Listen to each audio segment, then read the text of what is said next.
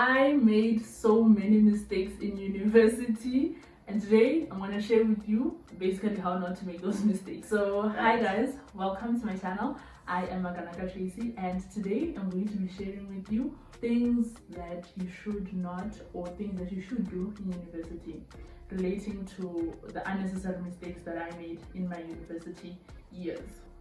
Background story, I was at UJ, the University of Johannesburg, studying bachelor's in accounting or accounting sciences, whichever one you wanna call it, the most difficult qualification in accounting. And because UJ offers the best accounting qualification, if I can say, so it's the best university in that field, that course was so hard, but I dropped out. And if you wanna know more about that, check out this video. I'll tell you my life story with regards to university. But today we are discussing basically things that you should not be doing, or how to survive your first year of university, right?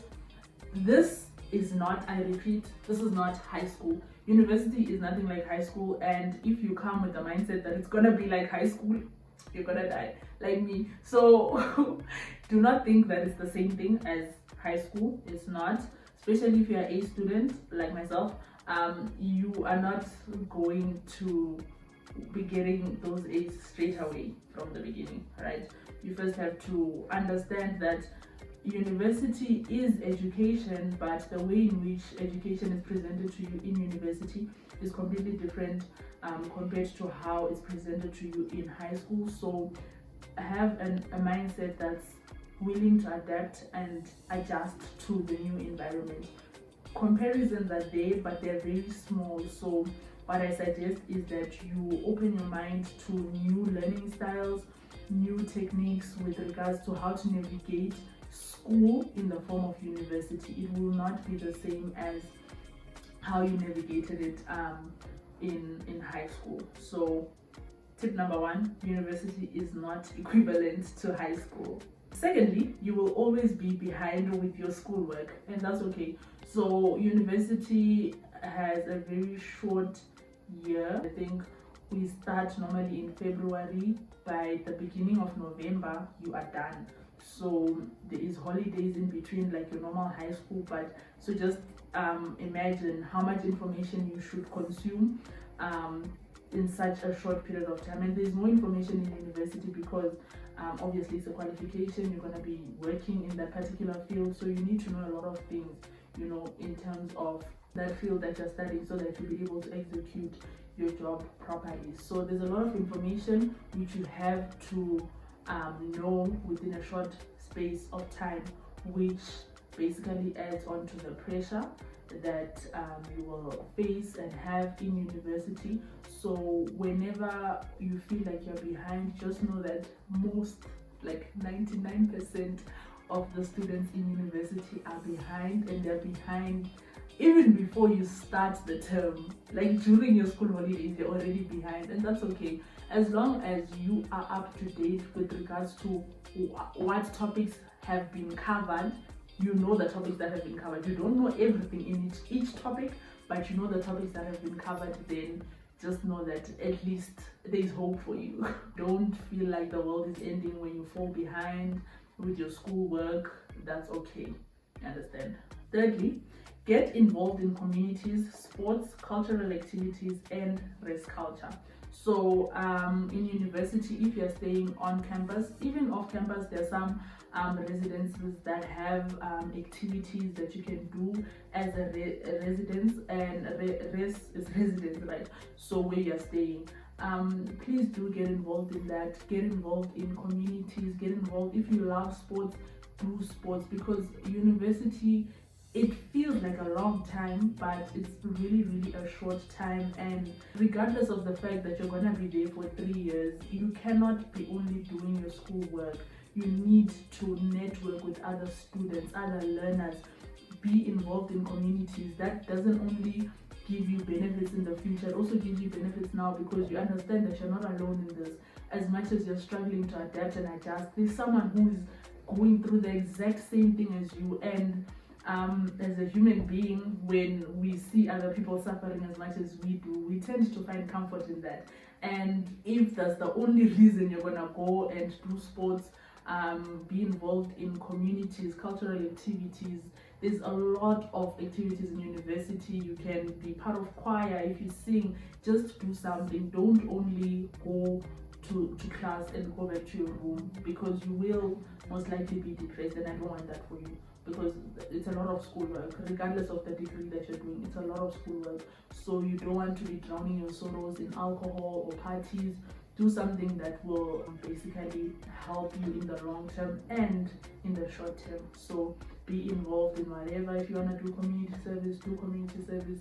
Do something other than the actual academic side of university. Sit in front and ask questions. So it's very important that, like I said, it's not high school, so nobody cares whether you're sitting in front or at the back. But I can tell you this, there are studies that show that if you sit in front, you not only show confidence, but you're most likely to concentrate than when you sit at the back. Because think about it, when you're sitting at the back, you're distracted by everyone else that's in front, and then only can you now focus on the teacher or the lecturer, right? So it's very important that this is something that I used to do. Like, I literally always used to sit in front because I didn't want to be distracted. I mean, the work is already a lot, so you don't want to be going to class, wasting time being distracted by other learners who are not serious about this course or this degree that you are here doing. Understand? So it's very important that you sit in front, ask questions, ask your lecturer questions. The more you ask questions, the more the lecturer will familiarize themselves with you, the easier it will be for you to even go for consultations. You understand? For you, whenever you don't understand stuff, to email them, because you're familiar with them. You understand? So make sure that during class time, focus. Don't go to class to chill with your friends, because then you are just adding work to a lot of work that's already there. I hope that English makes sense. There's a lot of work already, but if you go to class and you don't listen or don't focus, you're adding onto that work that's already there. That's a lot. So you're doing yourself a disservice. In class, focus, concentrate, sit in front, ask questions, and you will navigate through university easier than if you were to sit at the back. Trust me, I know what I'm talking about.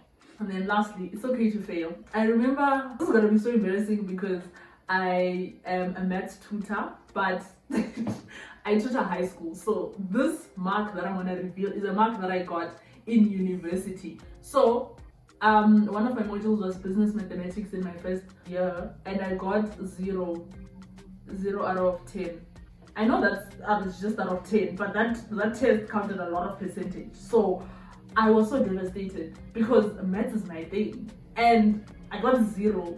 So yeah, guys, it's okay to fail, and that was not the only test that I failed, but that's the only test that I got 0. It's like you don't know anything. That's what 0 means, you understand? So that was the only test where I got 0, but like there were a lot of tests where I wrote and I didn't do well, and I was depressed and sad, because in high school I always used to get like distinctions. So what's going on now? But that's okay, you're allowed to fail. In university, failure is not the end of life, okay? You're allowed to fail, and you failing is just an opportunity for you to learn and grow, and basically ask for help. You don't know everything. This is university. You don't know what's going on, and there are tutors in university that are there to help you. And if you don't fail, you won't know all that information. There are lecturers that are willing to help you. You can tell them your problems, you know. There are centers where you can go and ask for help if you are struggling. There are psychologists in university. If you want therapy, there's all this help that's there for you, and you won't be able to use that help if you are perfect. So failure is okay. I actually encourage failure in university, because when you fail, you are exposed to all of the help and assistance that's available for you.